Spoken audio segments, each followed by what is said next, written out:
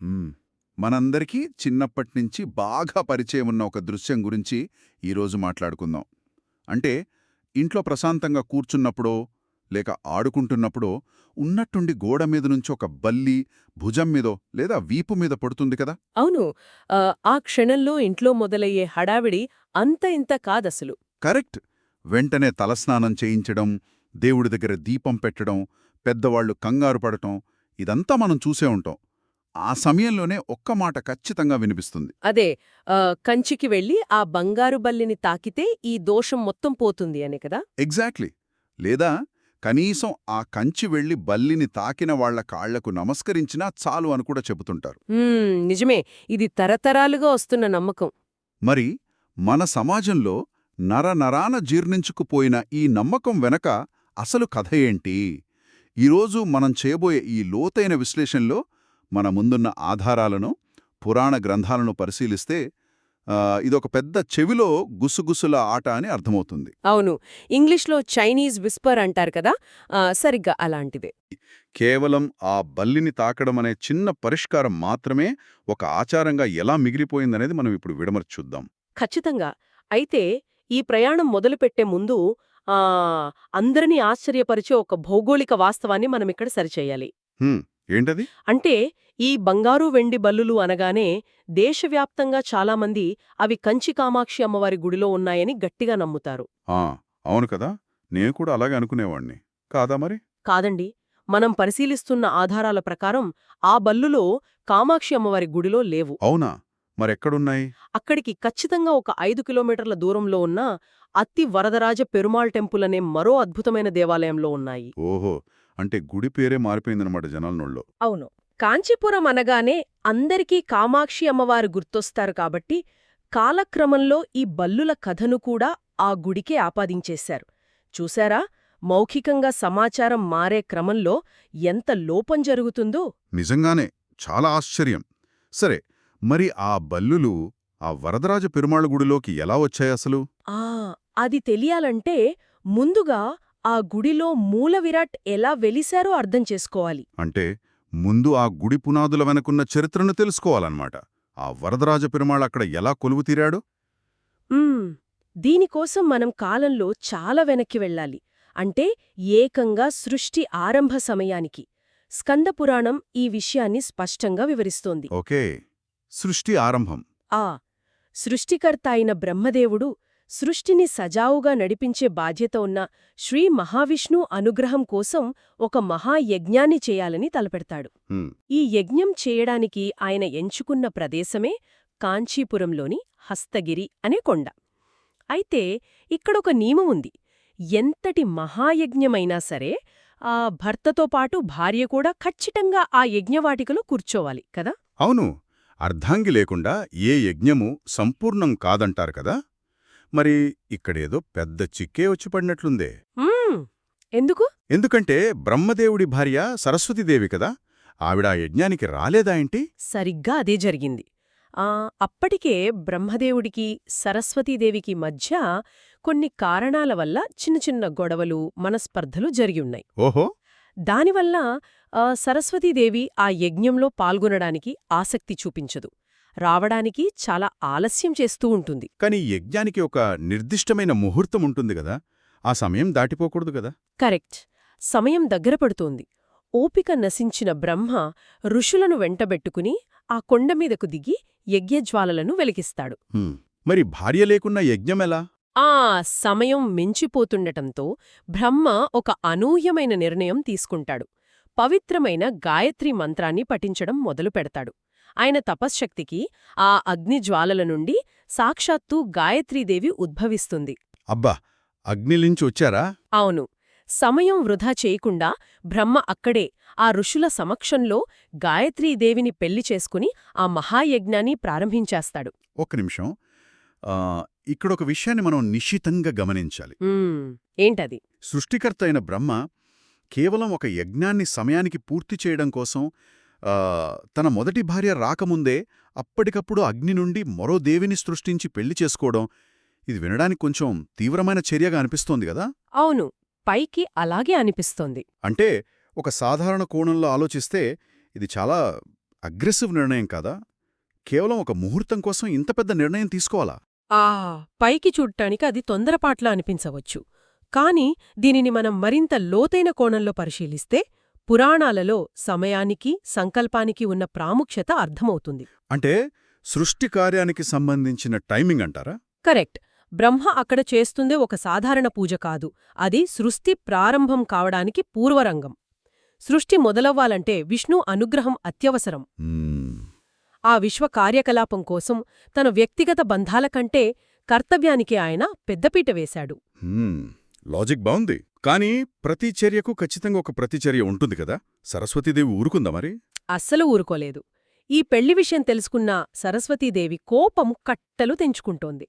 ఆ కోపంలో ఆమె ఏకంగా ఒక ఉధృతమైన నదిగా మారిపోతోంది. నదిగా మారిపోయిందా? అవును, ఆ నదే వేగవతి నది.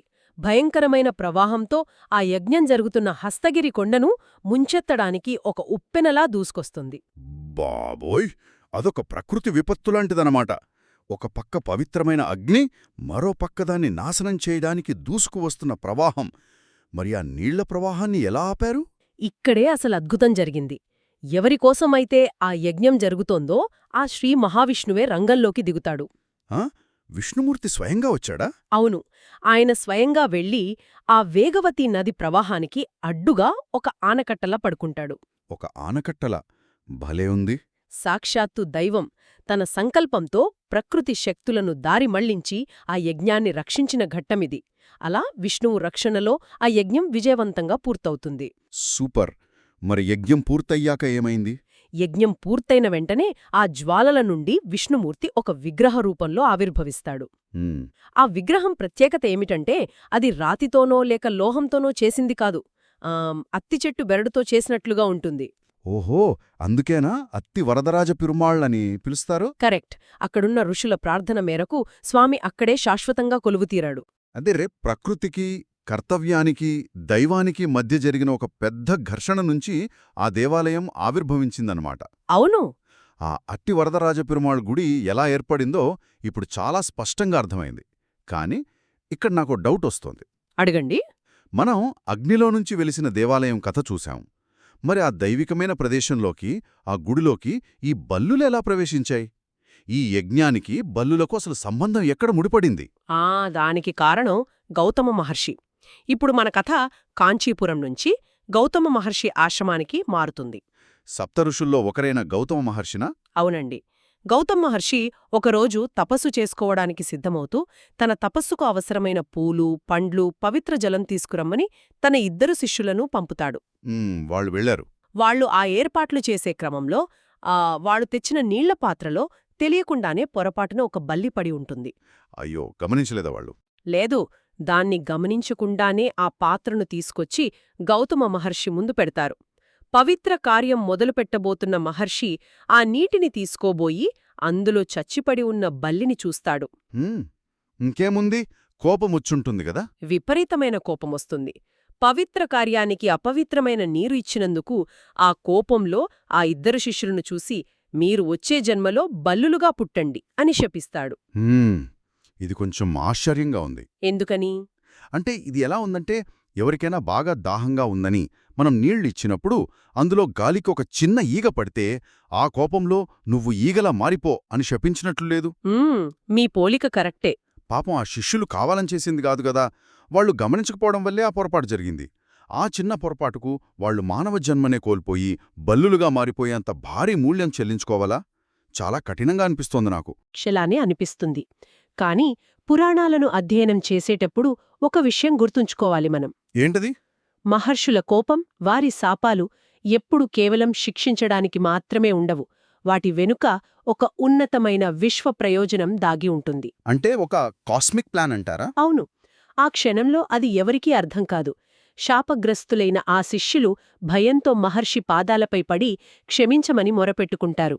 అప్పుడు గౌతమ మహర్షి శాంతించి తన దివ్య దృష్టితో భవిష్యత్తును దర్శిస్తాడు. ఓహో, అప్పుడు విమోచనం చెప్పాడా? అవును. ఆ హస్తగిరి పర్వతం మీద ఉన్న వరదరాజస్వామి గుడిలో మీరు బల్లులుగా పుడతారు, అక్కడే ఉండి ఆ స్వామిని ఎప్పుడైతే మీరు పూర్తి విశ్వాసంతో స్తుతిస్తారో అప్పుడు మీకు మోక్షం లభిస్తుంది అని దారి చూపిస్తాడు. అలా మరుసటి జన్మలో వాళ్ళు ఆ కాంచీపురంలోని దేవాలయంలో బలులుగా జన్మిస్తారన్నమాట. అవును, కరెక్ట్. అంటే మన కథలోని రెండు ప్రధానమైన ధారాలు ఇప్పుడు ఒకచోట ముడిపడ్డాయి. బ్రహ్మయజ్ఞం వల్ల ఏర్పడిన గుడి, గౌతమ మహర్షి శాపం వల్ల బల్లులుగా మారిన శిష్యులు రెండూ ఒకే ప్రదేశానికి చేరాయి. కరెక్ట్. ఆ బల్లులు ఎన్నో ఏళ్లుగా ఆ గుడిలో స్వామిని ప్రార్థిస్తూ ఎప్పుడెప్పుడు ఈ శాపం నుంచి బయటపడతామా అని ఎదురుచూస్తూ ఉన్నాయి. అయితే వాళ్లకి మోక్షం ఎలా వచ్చింది అనేది కదా ఇప్పుడు అతిపెద్ద ప్రశ్న. ఇక్కడే మన కథ ఒక ఊహించని మలుపు తిరుగుతుందనుకుంటా. అవును, వారి శాప విమోచనానికి ఏమాత్రం సంబంధం లేని ఒక ఏనుగుతో ముడిపడి ఉండటం ఈ పురాణ కథను ఒక మహాకావ్యంగా మారుస్తుంది. ఏంటి ఆ ఏనుగు కథ? అది గుడికి ఎందుకొచ్చింది? ఇక్కడే విశ్వమల్లిక ఎంత సంక్లిష్టంగా ఉంటుందో మనకర్థమవుతుంది. ఆ బల్లులు ఆ గర్భగుడి పైకప్పు మీద ఉండి విలపిస్తున్న సమయంలో ఆ గుడిలోకి ఒక పెద్ద ఏనుగు వస్తోంది. గుడిలోకి ఏనుగొచ్చిందా? అవును, అది సాధారణ ఏనుగులా లేదు. దాని కళ్లనిండా నీళ్లున్నాయి. అపారమైన దుఃఖంతో వచ్చి స్వామి ముందు మోకాళ్ల మీద కూర్చొని ఎంతో పశ్చాత్తాపంతో ప్రార్థిస్తోంది. ఏం ప్రార్థించింది? ఆ ఇన్ని సంవత్సరాలుగా అడవుల్లో పర్వత శిఖరాల్లో తిరిగి స్వర్గానికి దూరమై నీకోసమే వెతుక్కుతున్నాను అని. 1000కి పైగా దేవాలయాలు తిరిగి చివరకు ఇక్కడికొచ్చాను. నా అహంకారాన్ని పూర్తిగా వదిలేశాను. నాకు ఈ కష్టం నుంచి విముక్తి కలిగించు అని వేడుకుంటోంది. స్వర్గానికి దూరమైందా? ఆ ఏనుగు ఎవరసలు? ఆ ఏనుగ మరెవరో కాదు, సాక్షాత్తు ఆ స్వర్గలోకానికి అధిపతి అయిన దేవేంద్రుడు. వాట్? స్వర్గానికే అధిపతి అయిన ఇంద్రుడు ఇలా ఒక జంతువులా ఎందుకు మారిపోయాడు? ఆయనకు ఈ గతి ఎందుకు పట్టింది? దీని వెనుక కూడా ఒక శాపముంది. ఆ శాపమిచ్చింది మరెవరో కాదు, ఇందాక మనం మాట్లాడుకున్న సరస్వతీదేవి. ఓహో, మళ్ళీ సరస్వతీదేవేనా? అవును. పూర్వం ఇంద్రుడు తనకున్న అధికార గర్వంతో సరస్వతీదేవిని అవమానించాడు. అప్పుడామె కోపించి ఇంద్రుణ్ణి తన పదవిని కోల్పోయి భూలోకంలో ఒక ఏనుగులా పడి ఉండమని శపిస్తుంది. అబ్బా, అంటే ఇంద్రుడు ఆ గుడికి తన శాప విమోచనం కోసం వచ్చాడనమాట. ఈ మహావిష్ణువు ప్రత్యక్షమవుతాడు. ప్రసన్నమయ్యాడా? అవును.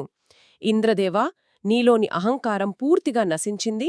ఇక నీ నిజరూపాన్ని నువ్వు తిరిగి పొందు అని ఆశీర్వదిస్తాడు. ఆ మాట వినగానే ఆ ఏనుగు తిరిగి ఇంద్రుడి రూపాన్ని పొందుతుంది. భలేగా ఉంది కథ. ఇక్కడ మనం గమనించాల్సిన అత్యంత అద్భుతమైన విషయం ఒకటుంది. ఆ బల్లుల గురించే కదా? కరెక్ట్. ఇంద్రుడికి శాప విమోచనం జరిగిన ఆ మరుక్షణమే ఇన్నాళ్లుగా గుడి పైకప్పు మీద ఉండి ఈ దృశ్యాన్ని చూస్తున్న ఆ బల్లులక్కూడా శాప విమోచనం జరిగి అక్కడికక్కడే మోక్షం లభిస్తుంది. వావ్, ఇది వింటుంటే నిజంగా రోమాలు నిక్కబడుచుకుంటున్నాయి. అవును, వాళ్ళు ఆ బల్లి జన్మను వదిలి ఉన్నత లోకాలకు వెళ్ళిపోతారు. అంటే ఒక పక్క ఇంద్రుడి అహంకారం పగిలిపోవడం అనే ఒక అతిపెద్ద కాస్మిక్ ఈవెంట్ జరుగుతోంది. అదే సమయంలో దానికి ఏమాత్రం సంబంధం లేని ఆ ఇద్దరు సామాన్య శిష్యులకు మోక్షం లభించడం. ఈ రెండింటికి ఉన్న లింకు చూస్తుంటే దీన్ని మనం ఒక రకమైన బటర్ఫ్లై ఎఫెక్ట్ అనొచ్చేమో కదా? ఖచ్చితంగా అనొచ్చు. ఎక్కడో ఏదో ఒక పెద్ద మార్పు జరిగితే అది ముడిపడి ఉన్న ఇంకెవరికో ఒక జీవితాన్ని మార్చేస్తుంది. విశ్వం ఎలా పనిచేస్తుందో చెప్పడానికి ఇది ఒక అద్భుతమైన ఉదాహరణ. మీరు చెప్పింది అక్షరాలా సత్యం. విశ్వంలో ఘటనలు ఒకదానికొకటి అదృశ్య తీగల్తో ఎలా ముడిపడి ఉంటాయో ఇక్కడ మనం చూడవచ్చు. ఇంద్రుడి రాక అనేది ఒక నిమిత్తమాత్రం. ఆ శిష్యుల ఓపికకు సరైన సమయంలో ప్రతిఫలం దక్కింది. సరే, ఇదంతా వినడానికి చాలా బావుంది. ఇంద్రుడికి శాపం పోయింది, ఆ శిష్యులకు మోక్షం వచ్చేసింది, వాళ్ళు వెళ్ళిపోయారు, కథ సుఖాంతమైంది కదా? అవును. అయితే ఇక్కడే నా అసలు ప్రశ్న ఉత్పన్నమవుతోంది. అడగండి. జీవించి ఉన్న బల్లులు మోక్షం పొంది వెళ్ళిపోతే మరి ఈరోజు మనం గుడిపైకప్పు మీద చూస్తున్న లోహపు బల్లులు, ఆ బంగారు మరియు వెండి బల్లులు అక్కడికెలా వచ్చాయి? పైగా అవి మన దోషాలను ఎలా పోగొడతాయన్న నమ్మకం ఎలా మొదలైంది? దీనికి సమాధానం ఆ ఇంద్రుడి దగ్గరే ఉంది. ఇంద్రుడు తన శాప విమోచనాన్ని పొందడమే కాకుండా తన కళ్ళెదుటే ఆ ఇద్దరు శిష్యులు బల్లుల రూపం నుండి మోక్షం పొందడాన్ని స్వయంగా చూశాడు కదా? చూశాడు.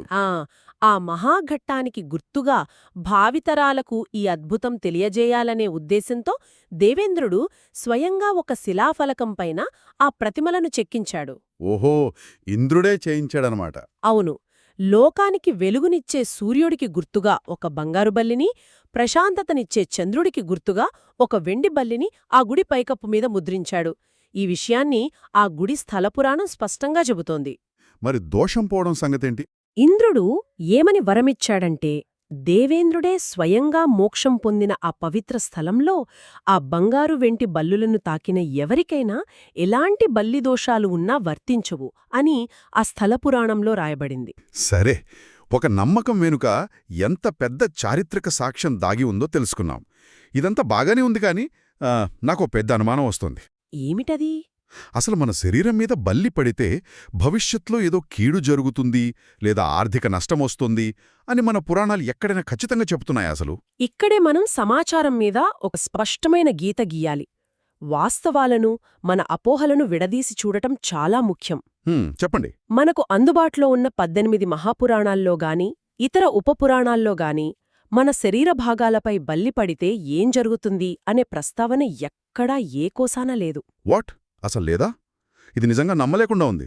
ఏ పురాణమూ కూడా బల్లి పడితే దోషము అని చెప్పలేదు. మరి ఇన్ని వందల ఏళ్లుగా మనం భయపడుతున్న ఈ దోషాలు, ఆ క్యాలెండర్ వెనుకుండే పట్టికలు ఇవన్నీ ఎక్కడ్నించొచ్చాయి? ఇవన్నీ అబద్ధాలా? అబద్ధాలు అనలేము కాని ఇది మరొక శాస్త్రానికి సంబంధించిన విషయం. ఈ నమ్మకం కేవలం ఆస్ట్రాలజీ అంటే జ్యోతిష శాస్త్రంలోని గౌళి శాస్త్రం అనే ఒక నిర్దిష్టమైన విభాగంలో మాత్రమే చెప్పబడింది. ఓహో, గౌళి శాస్త్రమా? అవును. గౌళి అంటే బల్లి, బల్లుల కదలికలు, అవి మనమీద పడే స్థానాలను బట్టి కొన్ని ఫలితాలను అంచనా వేయడం ఈ గౌళిశాస్త్రం ఉద్దేశం. జ్యోతిష్యాన్ని బలంగా నమ్మేవారు దీన్ని విశ్వసించవచ్చు. అర్థమైంది. కాని ఈ గౌడిశాస్త్రంలోని భయాలను తీసుకొచ్చి పురాణ కథలకు ముడిపెట్టడం మాత్రం చారిత్రికంగా సరైనది కాదు. బల్లి పడటాన్ని పురాణాలు దోషంగా పరిగణించలేదు. అంటే ఒకవైపు గౌళిశాస్త్రమనే జ్యోతిష్య విభాగం, మరోవైపు బల్లి రూపంలో ఉండి మోక్షం పొందిన శిష్యుల పౌరాణిక కథ. ఈ రెండూ వేరువేరు. కరెక్ట్. కాని కాలక్రమంలో మనుషులు తమకున్న భయాల వల్ల ఆ దోషం ఎక్కడ పోతుందో అని వెతుకుతూ ఈ రెండు వేర్వేరు విషయాలను కలిపేశారు. గౌళిశాస్త్రంలో చెప్పిన భయానికి కంచిలోని పురాణ కథను ఒక మందులా మార్చేశారనమాట. అవును, సరిగ్గా చెప్పాలంటే అంతే. మనం మొదట్లో మాట్లాడుకున్న ఆ చెవులో గుసగుసల ఆట, ఆ చైనీస్ విస్పర్ ఎఫెక్ట్ ఎంత బలంగా పనిచేసిందో ఇప్పుడు పూర్తిగా అర్థమవుతోంది. అసలు కథ ఒకటైతే కాలక్రమంలో అది ఇంకోలా మారిపోయింది. అందుకే ఈ కథలో మనం కేవలం పైకి కనిపించే ఫలితాలను మాత్రమే చూడకూడదు. బ్రహ్మ కార్యదీక్షను, విష్ణువు రక్షణను, అన్నింటికంటే ముఖ్యంగా ఇంద్రుడు తన అహంకారాన్ని చంపుకుని పశ్చాత్తాపపడటాన్ని మనం స్ఫూర్తిగా తీసుకోవాలి. ఖచ్చితంగా. ఈ ప్రయాణాన్ని మనం ఒకసారి వెనక్కి తిరిగి చూసుకుంటే ఇంద్రుడి కథ అహంకారాన్ని ఎలా వదిలించుకోవాలో చెప్తుంది. శిష్యుల కథ ఓపిక, ఎన్నేళ్లు గడిచినా దేవుడిపై నమ్మకాన్ని వదలని భక్తి గురించి చెప్తోంది. ఇదొక గొప్ప తాత్విక పునాది ఉన్న మహా ఇతిహాసం. నిజమే. కాని నేటి ఆధునిక సమాజం దగ్గరికొచ్చేసరికి పరిస్థితి ఎంత విచిత్రంగా మారిపోయిందో కదా. ఇలాంటి గొప్ప సత్యాలను మనం పక్కన పెట్టేశాం. దీన్ని కేవలం కూడిభుజం మీద బల్లిపడితే ఏమవుతుంది, ఎడమకాలు మీద పడితే డబ్బులు పోతాయా అనే భయపూరితమైన మూఢనమ్మకంగా మార్చేసుకున్నాం. అవును, అసలైన సందేశాన్ని మర్చిపోయాం. బల్లిని తాకితే కష్టాలు పోతాయని వెతుకుతున్నామే తప్ప మనలోని అహంకారాన్ని వదిలించుకోవాలనే ఆ అసలైన సందేశాన్ని మాత్రం వదిలేశాం. మనం కేవలం ఫలితాల చుట్టూ, భయాల చుట్టూ మాత్రమే ఎందుకు తిరుగుతున్నాం? చాలా మంచి ప్రశ్న వేశారు. ఈసారి ఇంట్లో గోడమీద బల్లి కనిపించినప్పుడు అది మన భవిష్యత్తును నిర్ణయిస్తుందని భయపడే బదులు మనలో ఇంకా ఏమైనా అహంకారం మిగిలి ఉందా అని వినేవారికి వారు ఈ ప్రశ్నను తమకు తాము వేసుకుంటే బావుంటుంది. ఆ లోతైన ఆలోచనతోనే ఈనాటి మన ప్రయాణాన్ని ముగిద్దాం. మరొక ఆసక్తికరమైన అంశంతో మళ్ళీ కలుద్దాం.